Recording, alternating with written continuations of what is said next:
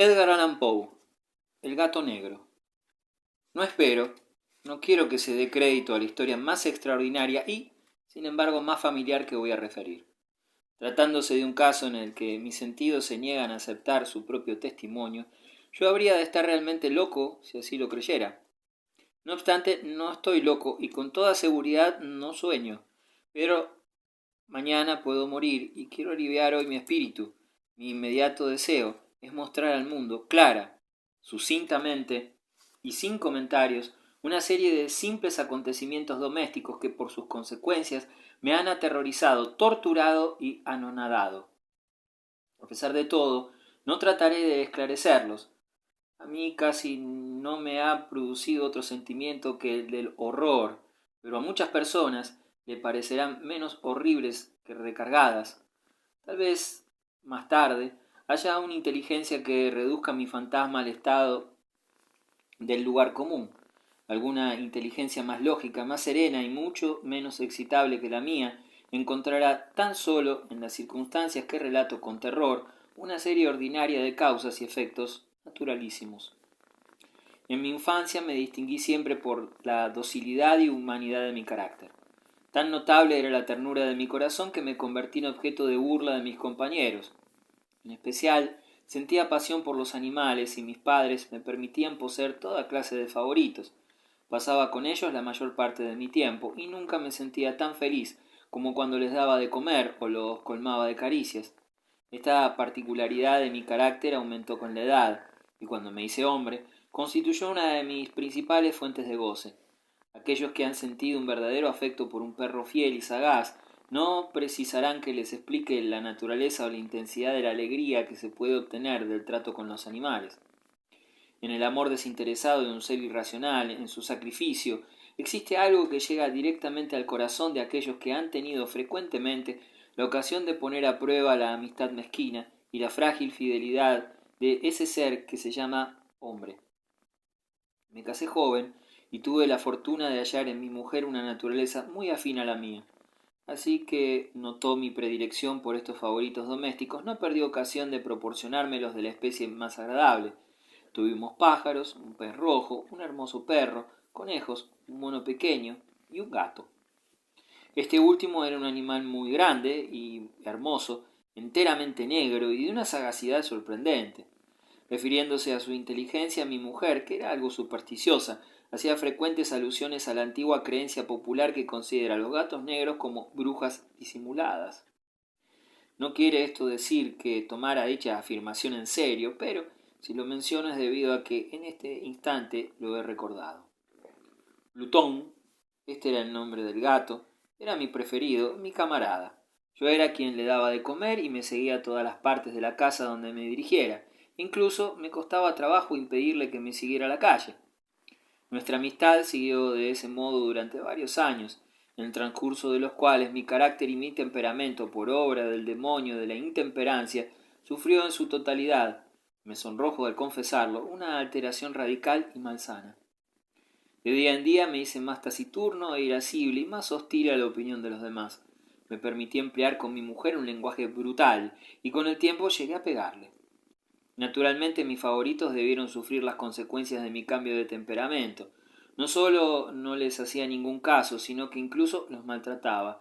Sin embargo, por Plutón sentía todavía una especie de consideración que me impedía pegarle, aunque no tenía ningún escrúpulo en maltratar a los conejos, al mono e incluso al perro, cuando por azar o por efecto se me enredaban entre las piernas.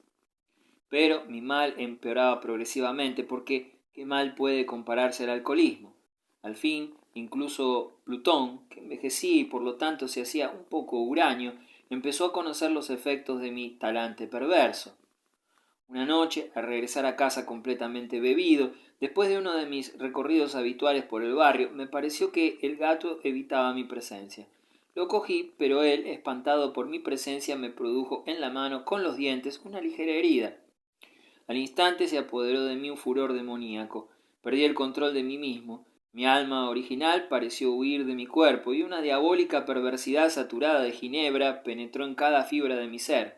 Extraje del bolsillo de mi chaleco una navaja, la abrí y, asiendo al pobre animal por la garganta, deliberadamente le hice saltar un ojo. Me cubro de rubor, me abrazo y me estremezco escribiendo tamaña atrocidad. Por la mañana, después de haberse disipado los vapores del alcohol y haber recuperado la razón, experimenté un sentimiento de horror y de remordimiento por el crimen del que me había hecho culpable. Sin embargo, se trató a lo sumo de un sentimiento débil y equívoco que no llegó al alma. Caí de nuevo en mis excesos y pronto ahogué en el vino el recuerdo de mi acción. Mientras tanto, el gato curaba lentamente. La órbita del ojo, perdido, ofrecía en verdad un aspecto repulsivo, pero el animal parecía no darse cuenta de ello. Iba y venía por la casa según su costumbre, pero, como era de esperar, huía presa de terror cuando yo me acercaba. Me quedaba aún lo bastante de mi antiguo corazón para sentir cierta pena por la evidente antipatía del animal, que antaño tanto me había amado. Pero pronto la irritación sustituyó a ese sentimiento y brotó en mí, como signo de mi caída final e irrevocable, el espíritu de la perversidad.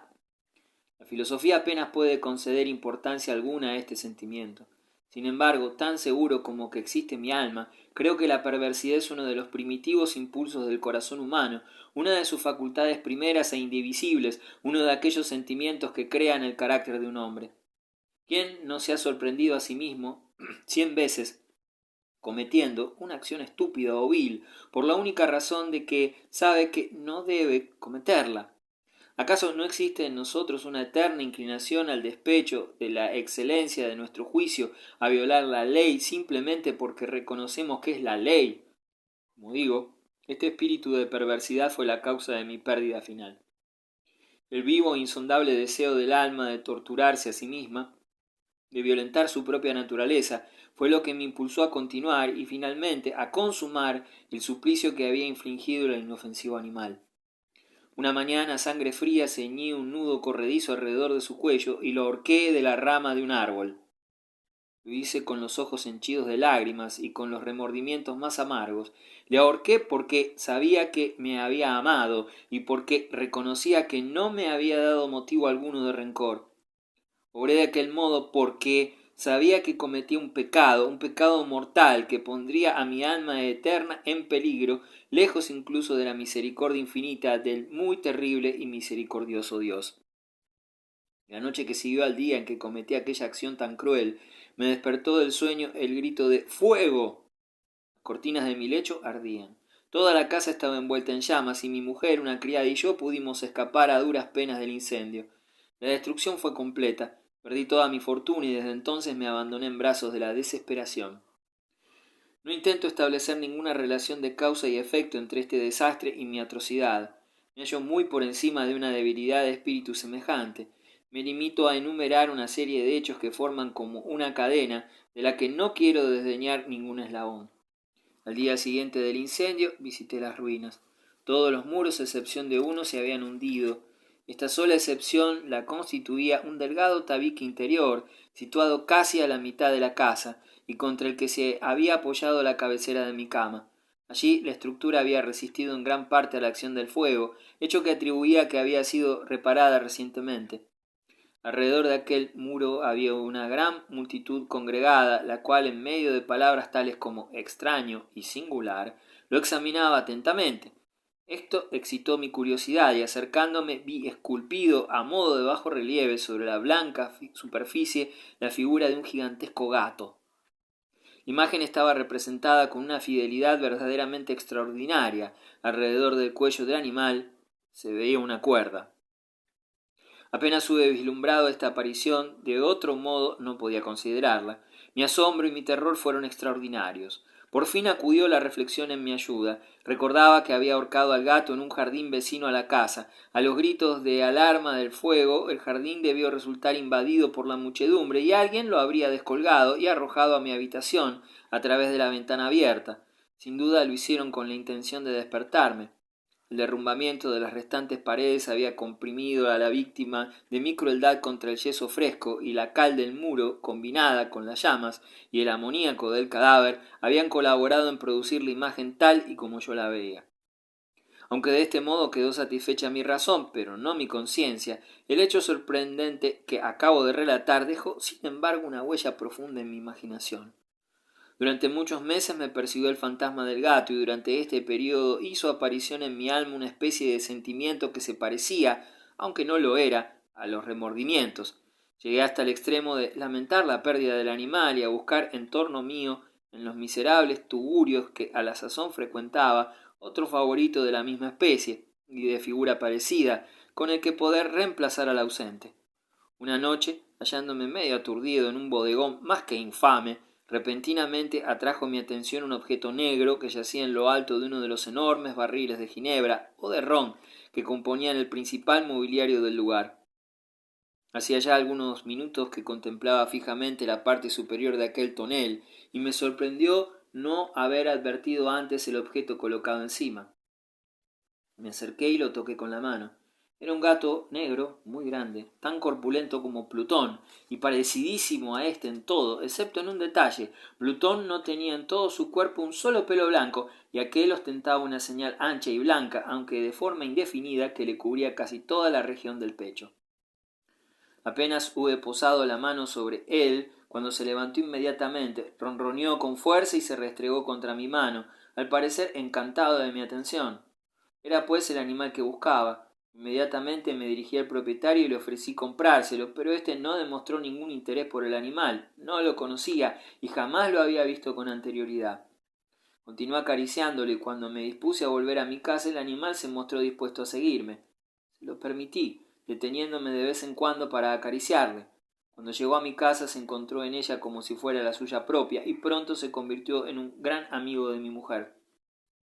Por mi parte, pronto sentí nacer en mí una gran antipatía hacia él. Era precisamente lo contrario de lo que me había prometido. No puedo decir cómo ni por qué su evidente ternura hacia mí me desagradaba y casi me enojaba. Paulatinamente, estos sentimientos de disgusto y fastidio se agravaron hasta convertirse en amargura y odio. Me forzaba en evitar al gato. Una cierta vergüenza y el recuerdo de mi primer acto de crueldad me impedían maltratarle. Durante algunas semanas me abstuve de pegarle o de maltratarle con violencia o de alguna otra forma, pero, gradual e insensiblemente, llegué a sentir por él un verdadero horror y a eludir en silencio su presencia como si huyera de la peste. Lo que sin duda aumentó mi odio hacia él fue el descubrimiento que llevé a cabo a la mañana del día siguiente de haberlo llevado a mi casa. Como Plutón, también él había sido privado de un ojo. Sin embargo, esta circunstancia contribuyó a hacerlo más grato a mi mujer, que, como ya dije, poseía en alto grado la ternura de sentimientos que fueron en otro tiempo mi rasgo característico y el manantial frecuente de mis goces más sencillos y puros. Sin embargo, cuanto más odiaba al gato, más afecto parecía éste profesarme. Seguía mis pasos con una tenacidad difícil de hacer comprender al lector. Cada vez que me sentaba se echaba bajo mi silla, o bien me saltaba encima de las rodillas, cubriéndome con sus odiosas caricias.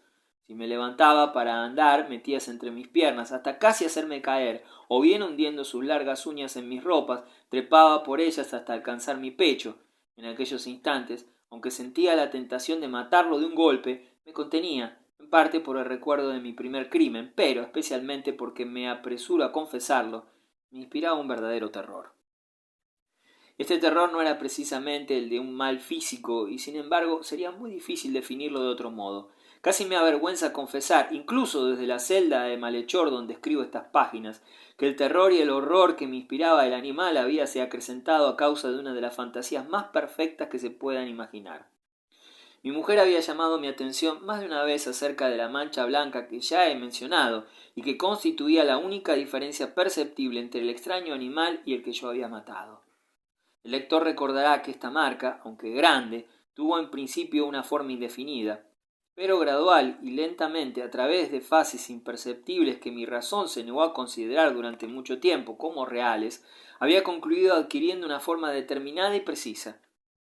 Era la imagen de un objeto que me estremece el nombrarlo y la causa principal que me hacía mirarle como a un monstruo de horror y repugnancia, y que hubiera impulsado a librarme de él si me hubiera atrevido.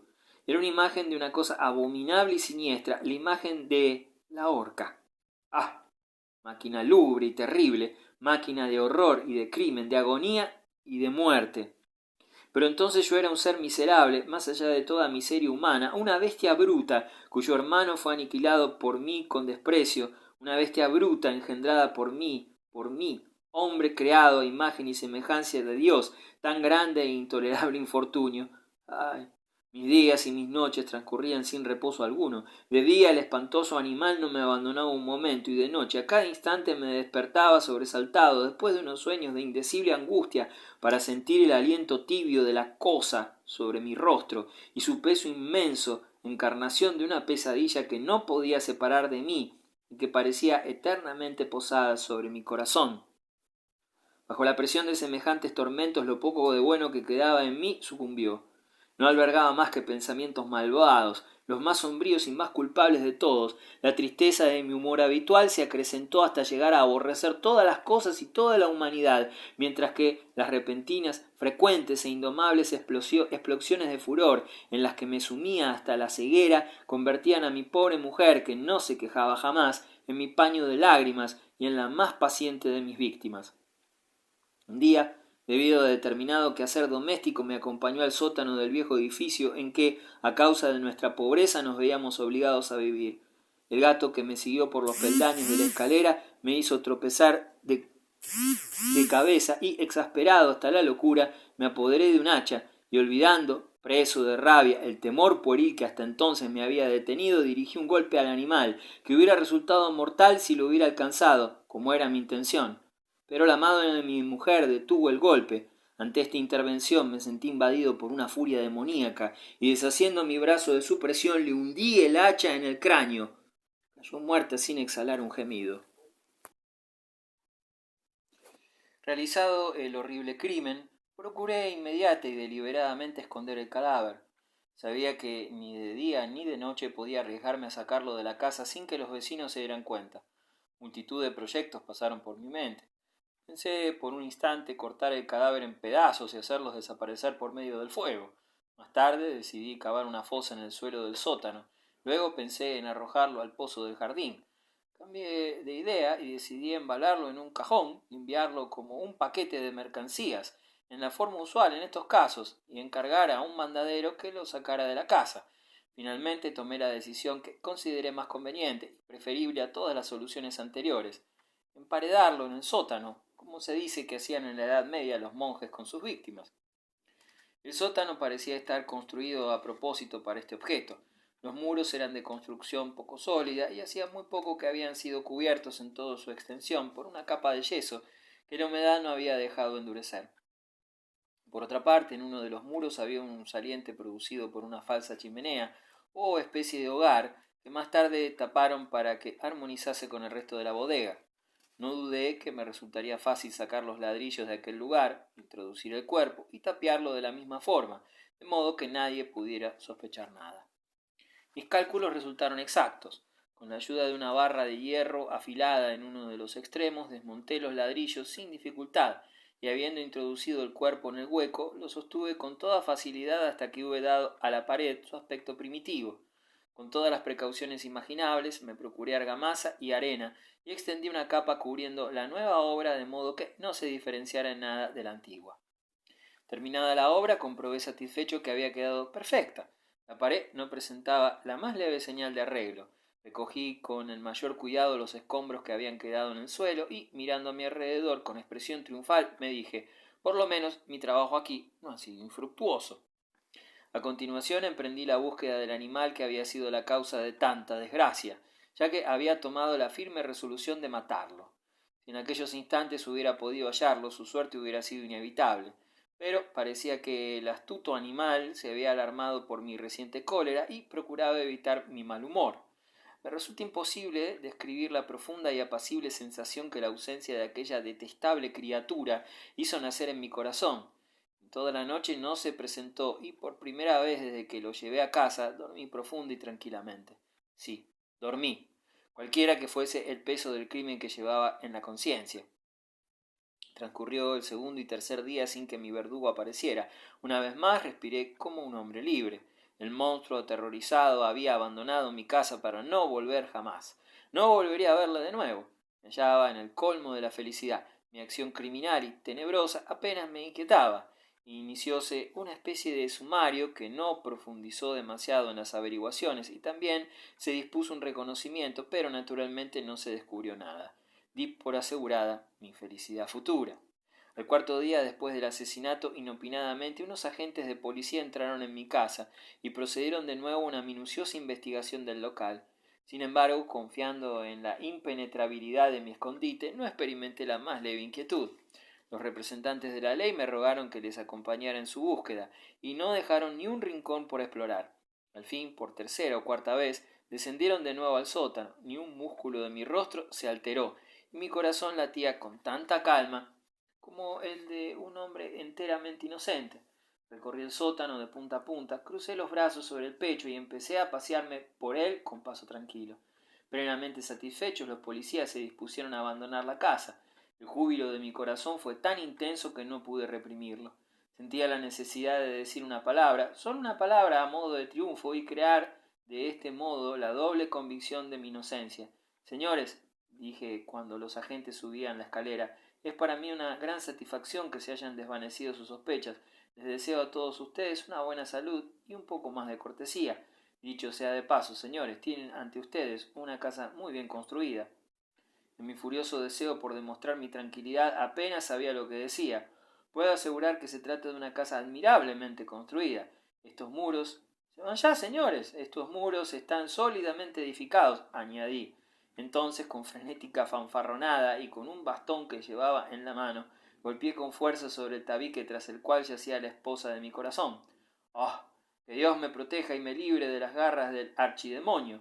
Apenas se había extinguido el eco de mis golpes, cuando desde el fondo de la tumba me respondió una voz, una queja velada y entrecortada como el sollozo de un niño, que enseguida aumentó de volumen, convirtiéndose en un grito prolongado, sonoro y continuo, absolutamente anormal e inhumano, un alarido, un aullido, donde el horror se mezclaba con el triunfo, un grito como sólo puede oírse en el infierno, una mezcla indescriptible brotando a la vez de las gargantas de los condenados a las torturas eternas y de la de los diablos gozando en su condenación. Sería locura expresar mis sentimientos. Desfallecido me apoyé en la pared opuesta. Durante un instante los agentes que ya se encontraban en los peldaños de la escalera quedaron inmóviles, petrificados de horror. Un momento más tarde, una docena de brazos robustos atacaron la pared, que se derrumbó de una pieza. El cuerpo, ya en descomposición y cubierto de coágulos de sangre, apareció rígido a los ojos de los circunstantes. Sobre su cabeza, con las rojas fauces dilatadas y su único ojo llameante, se hallaba acurrucada la odiosa bestia cuya astucia me había empujado al asesinato y cuya voz reveladora me entregaba al verdugo. Había emparedado al monstruo en la tumba.